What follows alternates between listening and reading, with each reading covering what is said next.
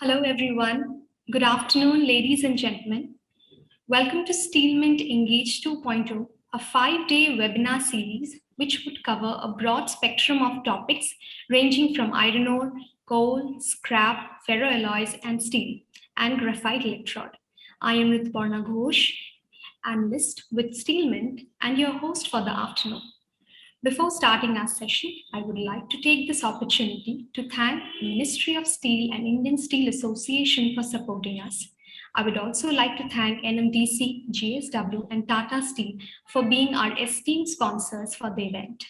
We have with us Mr. Siddharth Choudhary, Head of Thermal Coal Division at Trafigura, covering the Middle East, North Africa, and the Indian Ocean region. He's an expert in this domain as he has over 12 years of work experience covering the oil and energy sector. Good afternoon, sir. Welcome to Engage 2.0. Good afternoon. Happy to be here. So, we'll be beginning our introduction with Mr. Choudhary, but I would also like to give our audience a brief introduction to what is happening in the thermal coal market currently. I would also request our attendees to write their question in the comment section as we would be taking them following the discussion. However, our esteemed guests would also like to refrain from commenting anything regarding the current crisis between Russia and Ukraine, considering the sensitivity of this issue. Moving on, we'll be sharing the screen.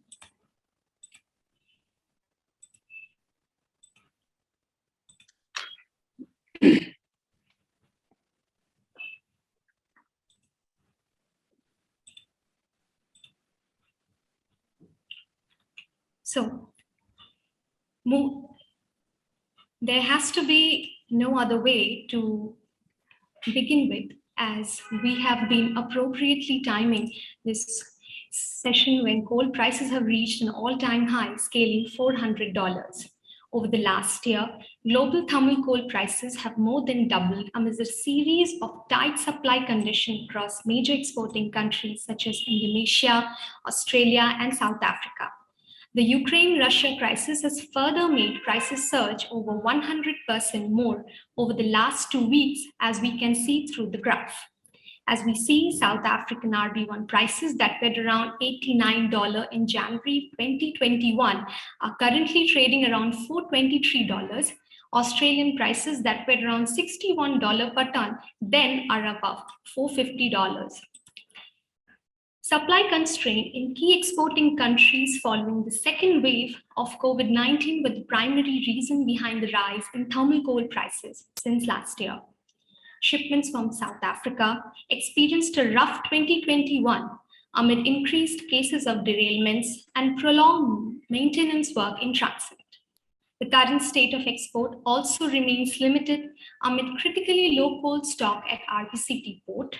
Adverse weather conditions in Australia due to the La Nina event also keeps export shipments tight, while miners in Indonesia continue to prioritize their domestic sales to meet domestic market obligation following the coal export ban in 2022.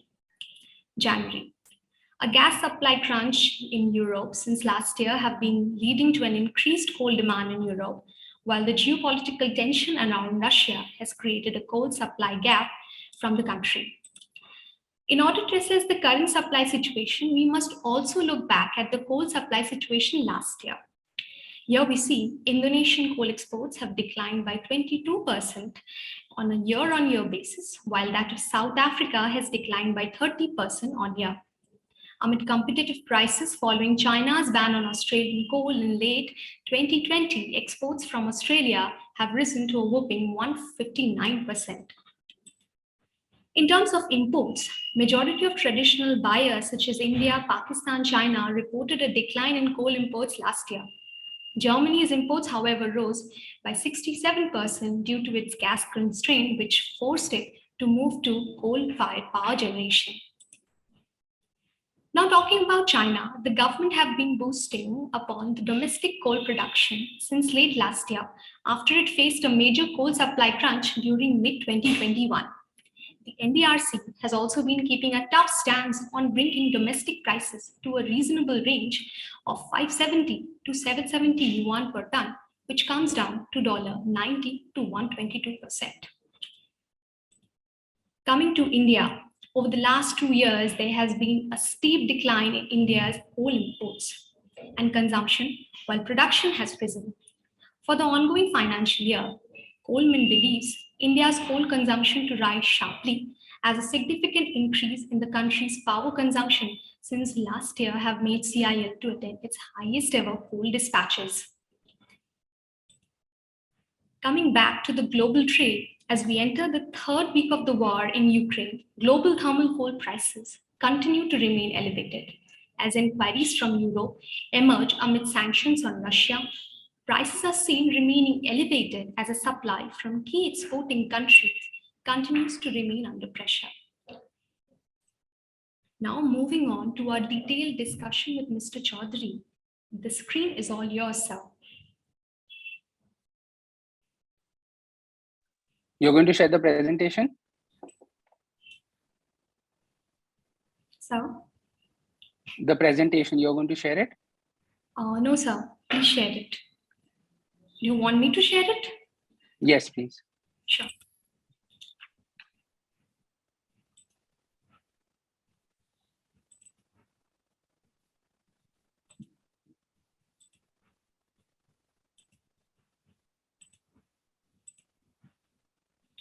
Sir, is it visible?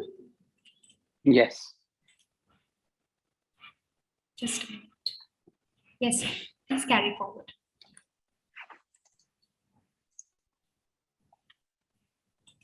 Can you go to the next slide? Yes.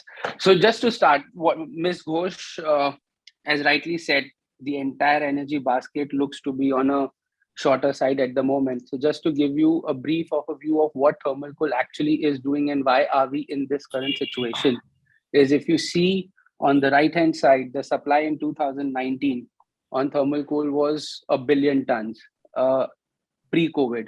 So what has actually happened is in last 2 years, the supply has reduced by almost 50 to 70 million tons, while demand consumption on thermal coal has increased post-COVID. So the supply hasn't been able to pick up the demand as yet. So this is something which creates a lot of pressure on supply side. And going forward in 2022, we still expect another 30 to 50 million tons shortage on supply side. So this will create bit of a pressure imbalance between supply and demand, where supply will be on the shorter side. Hence, the incentive for prices to go down looks to be a little difficult at the moment.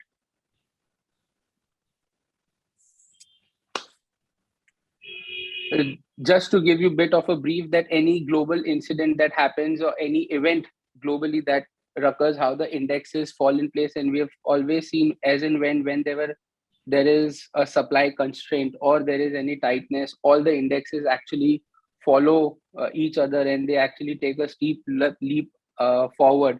And if you see February, the mark here with Q1 22 to date, any event you see after that, there is a spike upward. And this February, the Russian-Ukraine event, the spike is yet to come. And this is what we are actually seeing in March and February, where all the indexes are trading at $400 plus Newcastle API 2, API 4. So this looks to be probably get sustained for some more time.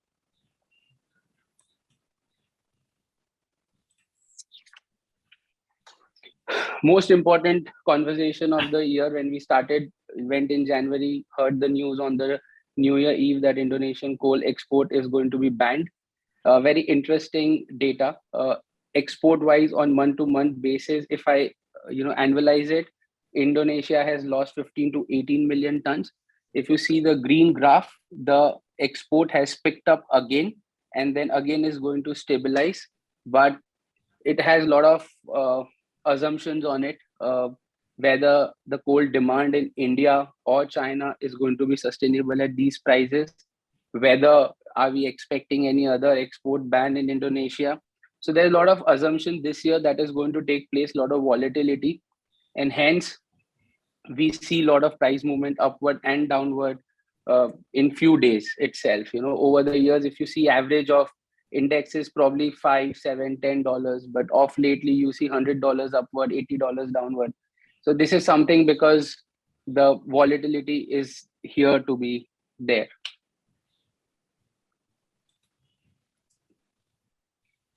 On the Russian side, so just to give you a heads up, Russian last year exported around 130 million tons, out of which 50% of those were consumed by Europe. So again, an interesting evolution why uh, coal is so scarce in Europe. Hence, their requirements from gas side, from oil side, from coal side is increasing day by day. Just to give you an example, today, as we speak, per megawatt, in Europe, the cost of electricity is 500 euros, which was 200 last Friday. So that is the quantum of pricing that we are looking at. Russia, with current sanctions, uh, looks it will displace around 80 to 90 million tons of coal annualized basis, which neither South Africa nor Indonesia nor Australia can actually fill the gap. So you will see in coming days probably more information on what Russian coal is going to happen into China and India. But that is something which can create bit of stopgap arrangement. But into Europe, it's still going to be a little difficult.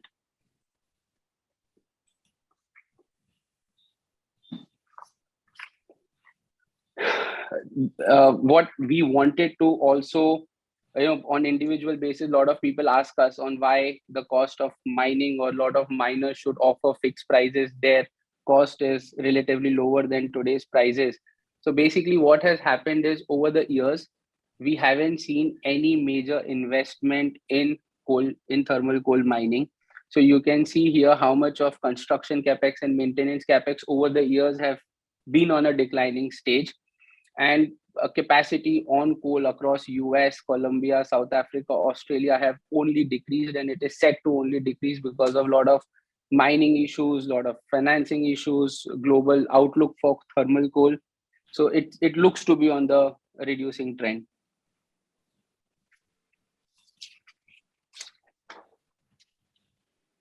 So just to give you what, and every Indian trader who has a 5/5 and a 4/8 position for March and April is calling us to sell their coal into Europe. So this basically, we wanted to show you this slide just to give you what exactly Europe looks like, and why we have included Germany in it is because of its dynamics on the fuel variation that they do. If you see year on year, the coal consumption into Germany as well as Europe were down. To give, last year in 2021, in Europe actually did 57.9 million tons, and this year we are already set to actually cross or be closer to 2018 level, which is 82 million tons. So coal will have a home into Europe. The only question is specs, what timing. So this is something that we'll have to figure out on probably in days to come. But Europe definitely will be one of the biggest exporters of coal in terms of consumption this year.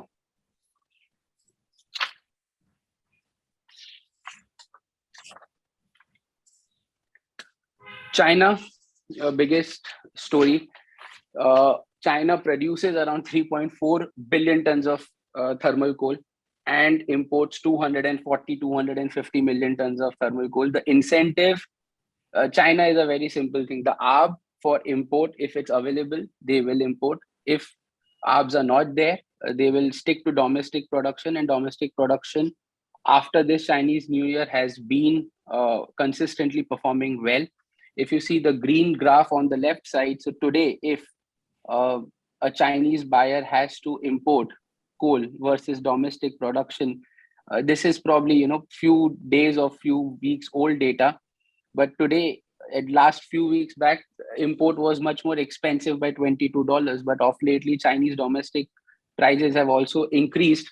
So just to give you number wise, today a Shenhua price would be 1050 RMB, which increased by 250 RMB. Last to last year, it went as high as 2700 RMB.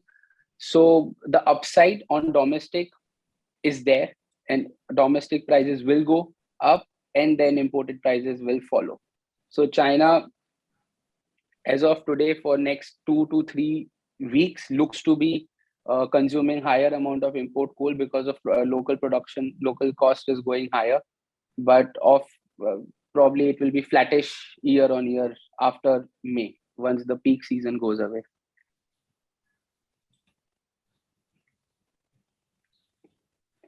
Coal consumption definitely after the Chinese New Year has improved, and this year uh, Chinese end user market coal consumption definitely will increase. We expect 3.9 to 4 billion tons of consumption. So there is still a gap of around 250 million tons, which is 2 to 3% swing on production, which internally we expect that production, in case if there is no casualties, if the weather is fine, if railway performs, then a Chinese production is capable enough to fulfill that excess 250 million tons of consumption that is going to come from China.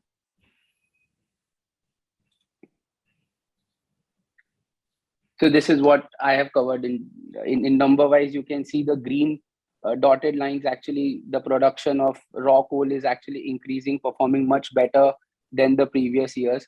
The inventory of thermal coal was lower because of no industrial activity during Chinese New Year, and then again we see it will start picking up in coming months.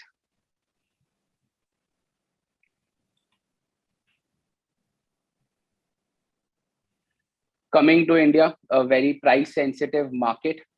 Uh, the I Let me put it in probably simple lines. We will have to depend a lot on domestic coal, and Coal India has to outperform if India has to achieve their 850 million tons of coal requirement. The start for import has been on the lower side. Last year, India imported 135 million tons. This year, with the current start and the rising movement. Hello? Hello? Hello? Yes, Yeah, sir. you can hear me? Yes, sir. We can hear you. Yeah. So the start has been very poor, and this is predominantly because of January Indonesian ban. And going forward, South African for March, April, May at $450. Also, I would reckon that India will slow down on the import side. So import will be under pressure for India if the prices remains this high.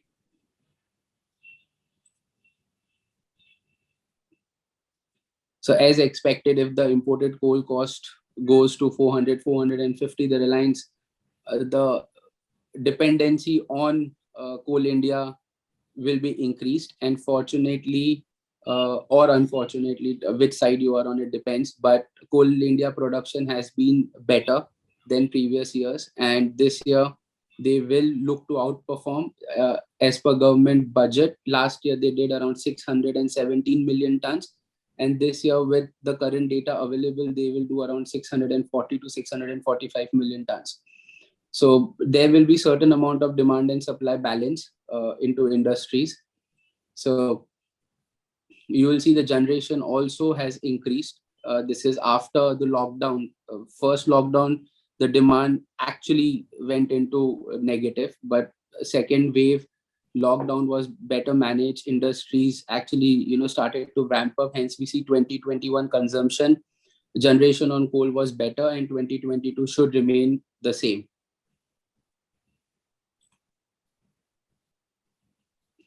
That's about it. Okay, so we have a lot of questions coming in from the audience, but I would also like to ask a few of them first. So supply constraints have been the driving factor behind the rise in coal prices last year. And so how do you see the coal trade dynamics panning out this year when other alternative sources such as LNG are in deficit? There is no substitution. Everything related to energy is in deficit. May it be gas, may it be coal, everything. So there is no alternative. Whichever industries can procure the cheapest source of fuel, they will do it. And with the current crisis for Europe, as we speak, coal looks to be the best possible option as of today. Okay, so sir, now you know when prices are so high. Do you oversee any correction anytime soon, or how long do you see the rally to continue? I don't know. Nobody can answer that, I guess. Yeah. Look, the reason why I wanted to show everybody the data and the charts is that on on fundamental basis, which is probably is what we can comment on. Fundamental looks to be very strong for coal. Supply constraints are for real, and demand is picking up. So it's anybody's guess. Look, paper market is more of $100 down, $100 up. I can't comment. Nobody can comment on that. But fundamentally, coal is on a shorter side. Okay. So, like we have seen coal supply crunch last year in China, and it happened because of a series of reasons from its Australia import ban, from its lower production, and the government is trying to raise their production levels, bring coal prices to a reasonable range. Do you see that happening? Do you see China's domestic supply increasing rapidly, helping it to reduce its import in 2022? So first part of your question, will China be able to ramp up their production? The answer is yes. Of course, with an assumption of whether how much casualties happen. But in terms of logistics wise, there is nothing that is stopping them. Will the price come down even the production is higher is something that it mostly depends on how global markets are doing. So for Indonesia, if I have to say, we have seen after the export ban, the miners are struggling to meet their domestic market obligation. They are fulfilling old contracts, and prices are going up to premiums in terms of offers and everything. So, where do we stand currently in terms of Indonesia's exports? Have we overcome from the export ban that was 2 months back? it cannot overcome. Substantially, we would say if Indonesia performs at best, probably it would be flattish year on year. But that also comes with a lot of assumptions on export ban, on coal prices, a lot of things. So it has to be seen. Okay. And we have also seen that Australian exports are getting a lot of traction in ex-China markets, especially in Asia, India, Pakistan. So how do you see Australian exports to perform this year, given that prices are very high this year? See, Australia is a unique case. South Africa and Australia, I would say, is a unique case. Even though a miner makes $250, $300 a ton, the logistics inability is so much that they will not be able to ramp up on their export side. So even though prices are higher, they'll have limited tons to sell and they will try to optimize as much as they can. So apart, on the origin side, apart from Indonesia, there is no other country who can ramp up the coal volume in a short time. Okay. So for South Africa, we have a very interesting question. Is that will South African coal supply improve in coming future, given its increased demand from Europe now? So demand from South African side was never an issue. India will always buy 40 to 50% of total export from South Africa, Middle East, Pakistan, Bangladesh. There are other countries in East Asia who will always buy South African coal. The issue is more on the logistics side, which we don't expect it to come on track anytime soon. So last year, South African export were around 58, 59 million tons. This year, it should be lower than that. Okay. So we have also seen that there is also price difference between South African coal and Indonesian coal. And given that global coal prices are so higher, will that give any opportunity for buyers to move towards more of Indonesian coal given the prices? See, anybody who could move has already moved. And this is not the first time that South African is not pricing in as compared to Indonesian. But there are certain industries who will need certain fixed carbon, certain ash, certain moisture. So those who were flexible enough in the specification have already started using Indonesian. Those who have to really use South African will use South African. Okay. Sir, in these circumstances, how do you see India's imports performing? Do you think we'll be able to absorb the higher prices of coal? We are very dependent on coal anyway. Uh, See, there are certain amount of volume which India will import no matter what. The optional volume is anywhere between 18 to 22 million tons plus minus, which we have seen changing on origination depending on the prices. So if we say 16 million tons in January and Feb, so let's assume March would be another 10 million hypothetically. So first quarter would be around 24, 25 million tons. If I see in Q2 in any ways is monsoon, so the import gets reduced on the quarter by quarter basis. So even if I take the most optimistic view, India would be importing less by 18 to 20 million tons this year. And if the prices remains this high, then probably another 10, 12 million tons reduction. So we are going to be around 100 million tons. And that is what probably India will have to import. Okay. So how do you see the role of the private players in mining? If I have to say, especially in the commercial coal mining, will the reliance over coal import and coal India's production may change in the coming time? Coal India production for sure will change, and we have seen Coal India making a lot of efforts in ensuring that their production and efficiency increase. We have recently seen certain coal blocks getting privatized also, and that is all with a view of better managing coal requirement for Indian end users. Okay.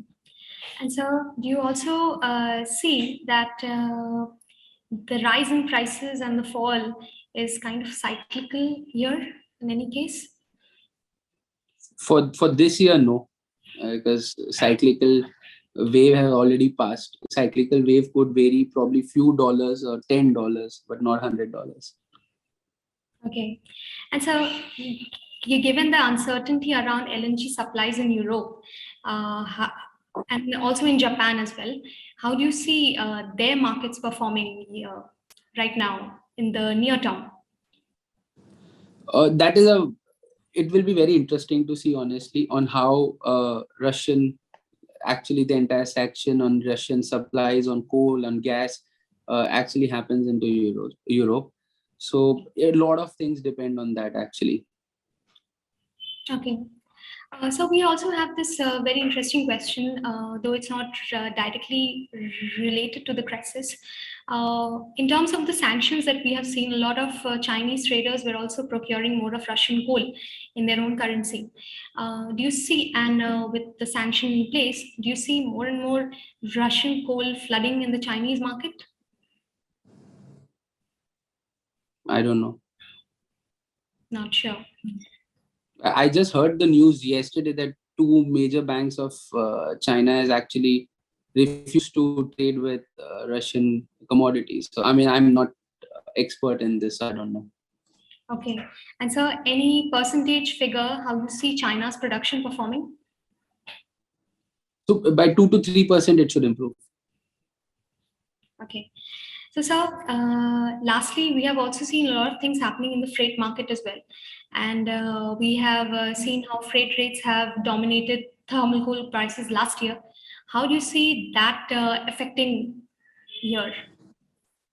So it will be immense volatile. Freight market will depend a lot on what bunker does, how many physical vessels actually are going to be placed in that particular region, on how grain movement is going to be. The entire dynamics of supply, demand, and the routes that were historically there, today they are no longer there. So we'll only have time will only say on what changes and which routes are going to be new routes and going to be here for good. So freights, definitely the volatility will be there. Upside, downside, depends on the global market. Okay. So we would be having a lot of small or set of questionnaire from the Afghanistan market, from the coal, from Pakistan. How are these small countries who not procure a lot of coal, but are very much dependent on coal? How do you see they performing their imports in these higher prices? A difficult spot, honestly. So if we talk only about Pakistan, fortunately, Afghan coal was on the supply side way better in terms of pricing, in terms of availability. Hence, we see Pakistan import have in last couple of months have reduced a lot.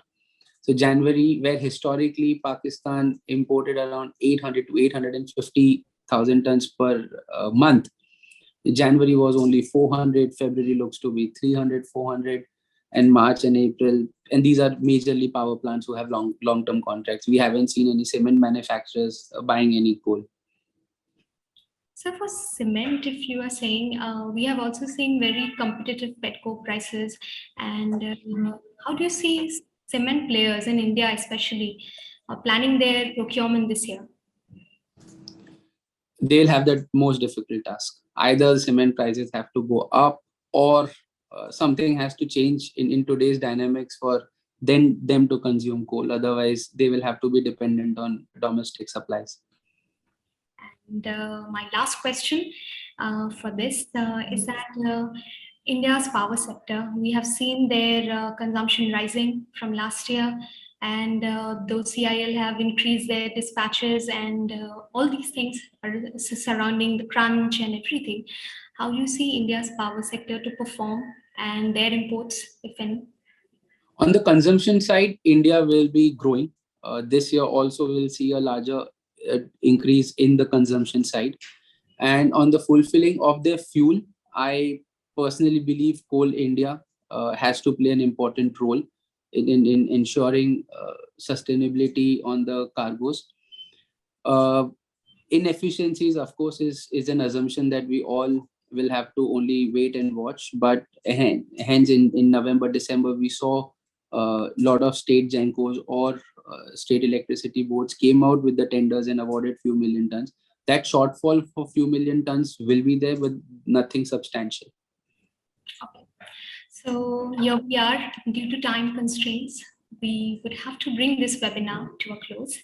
And thank you so much, sir, to have to give your valuable time to us and all the viewers for joining in. And we do hope that you enjoy all our session. We would also like to extend our gratitude to Ministry of Steel and Indian Steel Association and our sponsors, NMDC, JSW, Tata Steel, for all their support.